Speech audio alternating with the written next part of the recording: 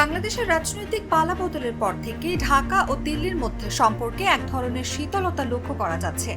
একসময় যে সম্পর্ক খুবই গুরুত্বপূর্ণ ছিল তারও অবনতি হয়েছে দৃশ্যতই। এর মধ্যে আলোচনায় গঙ্গা চুক্তি। সোমবার থেকে পশ্চিমবঙ্গে শুরু হতে যাচ্ছে ভারত ও বাংলাদেশের মধ্যকার গঙ্গা চুক্তি বিষয়ক যৌথ কমিটির ৮৬তম বৈঠক। ঢাকা ও দিল্লির কূটনৈতিক সম্পর্কের বর্তমান প্রেক্ষাপটে এই বৈঠকটিকে খুবই গুরুত্বপূর্ণ বলে মনে করছেন বিশেষজ্ঞরা। সংবাদ মাধ্যম বিবিসির প্রতিবেদনে উল্লেখ করা হয়েছে, ভারতের পররাষ্ট্র মন্ত্রণালয় এই বৈঠকের ব্যাপারে রাজনৈতিক সবুজ সংকেত দেওয়ার পরেই এই বৈঠকের প্রস্তুতি নেওয়া হয়।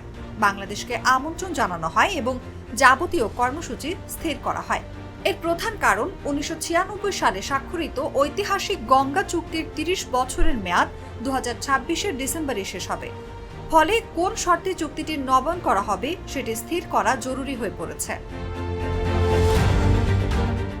ওই চুক্তির নবায়নের জন্য মাত্র বছর দেড়েকের মতো সময় হাতে আছে বলেই এই বিশেষজ্ঞ কমিটির বৈঠকটিকে স্থগিত করতে চায়নি কোনো পক্ষই।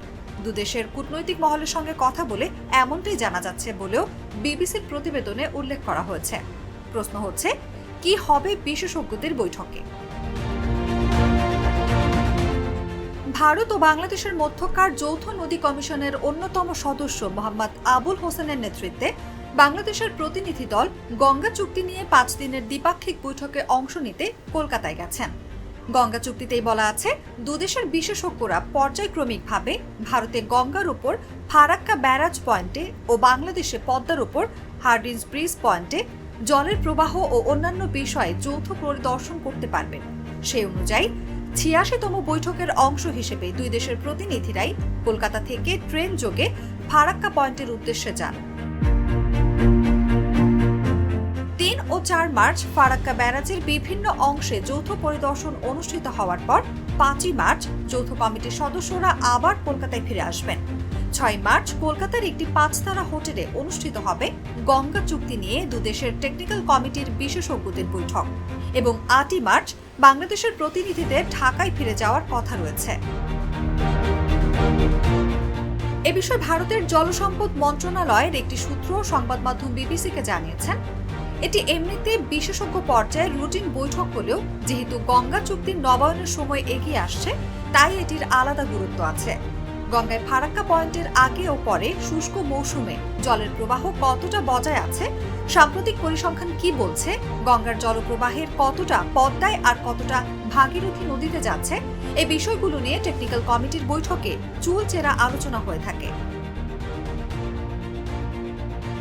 আগামী বছর গঙ্গা চুক্তি নবায়নের সময় বাংলাদেশ নতুন ফর্মুলায় জল ভাগাভাগির উপর জোর দিতে চাইছে বলে ইঙ্গিত পাওয়া যাচ্ছে। ফলে সেদিক থেকেই এই বৈঠকের আলাদা গুরুত্ব আছে। আর এই বৈঠকের রাজনৈতিক গুরুত্ব হল, মোহাম্মদ ইউনূসের সরকারের আমলেও ভারতের পক্ষ থেকে বাংলাদেশের প্রতিনিধি দলকে এই সফরে আমন্ত্রণ জানানো হয়েছে।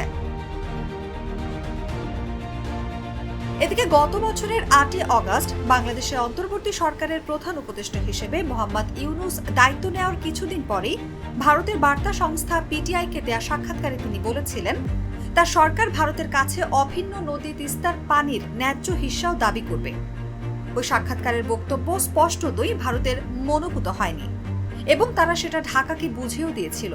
দিল্লিতে সরকারি কর্মকর্তাদের বক্তব্য ছিল, বাংলাদেশের অন্তর্বর্তী সরকার যেহেতু গণতান্ত্রিকভাবে নির্বাচিত কোনো সরকার নয়, তাই তাদের সঙ্গে রাজনৈতিক কোনো আলোচনাতেও যাওয়ার প্রশ্ন ওঠে না।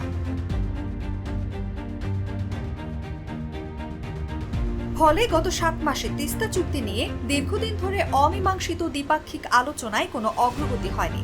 তবে তিস্তার ক্ষেত্রে ভারত এক ধরনের অনমনীয় মনোভাব দেখালেও গঙ্গা চুক্তি নিয়ে কিন্তু দিল্লির দিক থেকে এক ধরনের ইতিবাচক দৃষ্টিভঙ্গি লক্ষ্য করা যাচ্ছে।